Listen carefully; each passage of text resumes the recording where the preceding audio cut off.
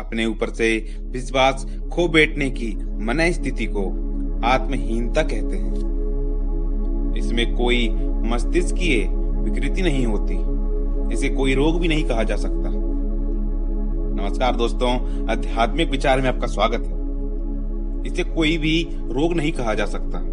यह किसी कारण से आरंभ होते होते आत्मविश्वास गवा बैठने की आदत भर है। इस आदत का प्रमुख लक्षण अपने आप को तुच्छ, हीन, असमर्थ, उपेक्षित एवं पराजित मानना है। ऐसी दशा में व्यक्ति दूसरों से शर्माता है और उनसे पीछा छुड़ाने को मन होता है।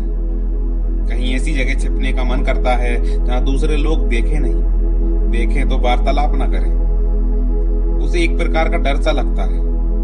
यह डर किसी बात का, कोई मारेगा या त्रास देगा, ऐसा भय तो नहीं होता, पर इतना जरूर होता है कि अपने ऊपर से भरोसा उठ जाता है और लगता है कि दूसरे से संबंध साधने पर या तो निंदा होगी या कुछ ऐसा बन पड़ेगा जिसका अर्थ होता है पराजित या अपमानित। वस्तुतः ऐसी कोई बात नहीं होती कि दूसरे लोग बुरा इरादा रखते हों, द्वेष मानते हों या गिराने डराने के लिए मिले हों, पर दूसरों के साथ मिलने जुलने, आत्मीयता विकसित करने की सामर्थ्य भीतर से टूट जाती है तो मन की बात किसी के सामने प्रकट करने की हिम्मत नहीं रहती। हौसला पस्त हो जाता है और मिलने पर यही डर बना रहता है कि न जाने कौन क्या पूछ बैठे। उसका उत्तर अपने से बने या नहीं, कुछ उत्तर दिए जाएं तो उपहास या विरोध तो न होने लगे। यूं अकारण कोई किसी से लड़ता नहीं और ना तिरस्कार की दृष्टि से मिलता जुलता ही है। सभी को विचारों का आदान प्रदान करने की अपनी अपनी कहने की, सुनने की इच्छा होती है, क्योंकि वह मनोरंजन का सुगम और अच्छा तरीका है। पर साथ ही यह भी आवश्यक है कि सामने वाले भी मिलनसार हों, वह अकारण दोषी की तरह झेपते झिझकते ना हो। अन्यथा उपेक्षा दिखाने पर दबे दबे धीमे धीमे शब्दों में कुछ उत्तर देने में अपनी ओर से वार्तालाप न करने से दूसरा आदमी भी खींचता नहीं, तो कम से कम इतना तो करता ही है कि लोकाचार की सामान्य वार्ता करने के उपरांत अपना मुख मोड़ ले और किसी से बात करने लगे। यह स्वाभाविक भी है, पर वे झेपू व्यक्ति इसे भी अपनी उपेक्षा या पराजय मानता है और इस मिलन पर कोई प्रसन्नता व्यक्त नहीं करता। देहाती परंपरा के अनुसार नववधुओं को कई दिनों तक घूंघट निकालकर चुपचाप किसी कोने में पीठ फेर कर बैठा रहना पड़ता है।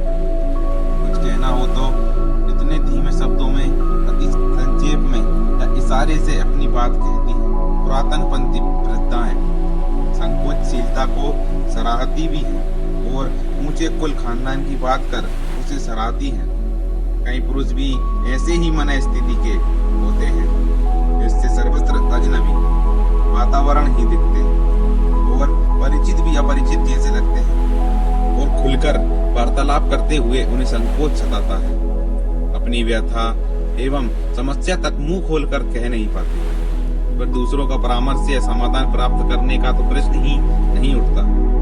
आमतौर से अशिक्षित महिलाओं में यह दोष उन क्षेत्रों में अधिक पाया जाता है जहाँ घूंघट पर्दे का रिवाज अधिक होता है।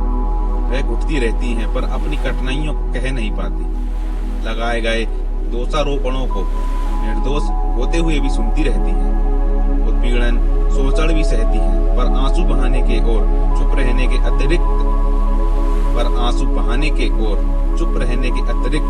चुप रहना भी अर्ध स्वीकृति मानी जाती है। यहाँ दोषारोपण पर सर्वथा चुप रहना शालीनता का चिन्ह माना जाता है, वहाँ उससे यह भी प्रकट होता है कि आपेक्ष सही है, अन्यथा सफाई क्यों नहीं दी गई।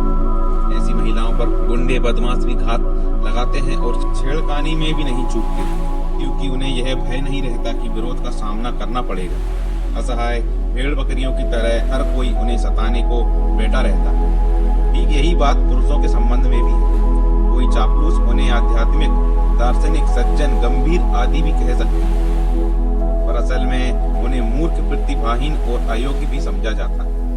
निरर्थक वाचालता अपनाने वाले भी अपना मूल्य महत्वपूर्ण व्यक्तियों की आंखों में गिरा लेते हैं, पर यह भी स्पष्ट है कि डरपोक और अनावश्यक संकोचशील अपनी योग्यता में कमी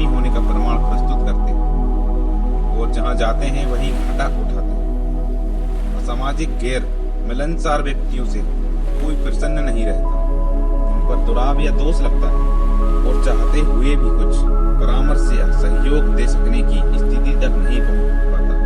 इस प्रकार यह आदत मनुष्य को पग पग पर नीचा दिखाने वाली ही सिद्ध होती है। ऐसे लोग जीवन में कभी महत्वपूर्ण सफलता अर्जित नहीं कर सकते, भले ही वे भाग्य को, समय को या संबंधियों को इनके लिए दोषी ठहराते रहे। अस्तु जिन्हें भी इस व्यथा से घेर लिया हो उन्हें इसके दुष्परिणाम समझने चाहिए और धीरे धीरे मिलनसारी की, वार्तालाप की और हंसने हंसाने की आदत डालनी चाहिए। अपनी कहने और दूसरे की सुनने वाले सहज ही अपने मित्र बढ़ा लेते हैं और शत्रुता की लकीरों को धोकर सहज ही साफ कर लेते हैं।